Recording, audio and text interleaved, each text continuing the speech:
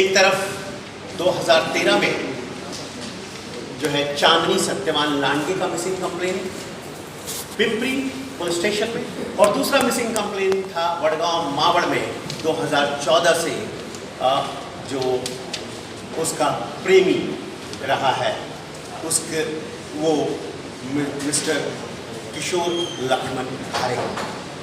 ये दो missing complaint जब डॉट्स जुड़ते हैं तो एक अपराध सामने नजर आता है, और ये डॉट्स जोड़ने का काम किया है उस समय के पिंपरी के सहायक पुलिस निरीक्षक ने और आज के पुलिस निरीक्षक क्राइम ने, जो आज वाकड़ में है।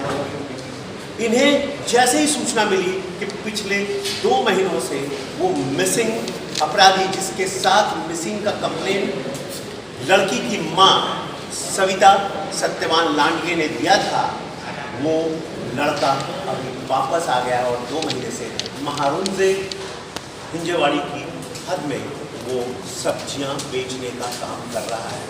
तो दावा धरकर उसको उसके पीछे दबिश करके ये लोग लगे, उसको पहचाना और आखिर में उसे धर दबोचा। धर दबोचने के बाद जब उससे पूछताछ की गई तो पहले तो वो उसे बेवकूफ़ बनाने की कोशिश की पुलिस को, लेकिन जब उसे लगा कि अब काम नहीं चलेगा तो वो उसके सारे जो अंदर भरी हुई थी वो आंसुओं में बह निकले और उसने अपने सारे अपराध स्वीकार कर लिए। उसने बताया कि 2011 में ही उसने अपनी प्रेमिका चांदनी का खून कर दिया था, कारण वो गर्भवती हो गई थी और लगातार हट कर रही थी शादी के लिए, क्योंकि उसकी माँ भी इस बात के लिए विरोध नहीं कर रही थी, क्योंकि उसकी माँ एक परित्यक्ता है सविता सत्यवान लांडगे।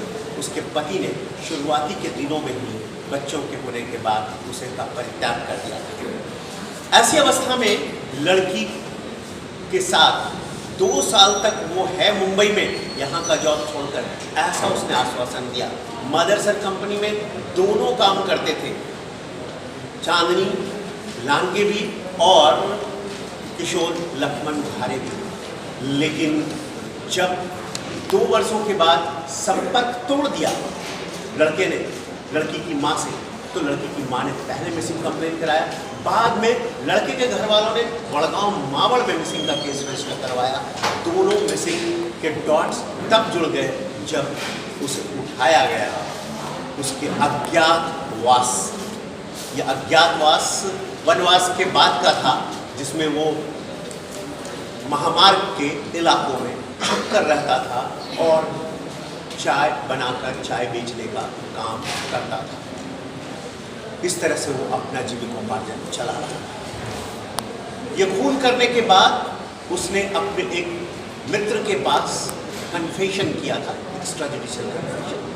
हम उसका कोर्ट में एक्स्ट्रा जुडिशियल कन्फेशन का 164 करवाने जा रहे हैं। दूसरी जो घटना हुई वो उसने उसकी कान की बालियां बेची थी, और जिसके पास उसने कान की बालियां बेची थी वो भी मिल गया है और ये सिद्ध हो गया है कि उसने इसकी हत्या 2011 में ही कर दी थी। 2013 तक वो ये भ्रम रचता रहा, भ्रमजाल की वो जिंदा है, और उसके बाद वो खुद भी गायब हो गया।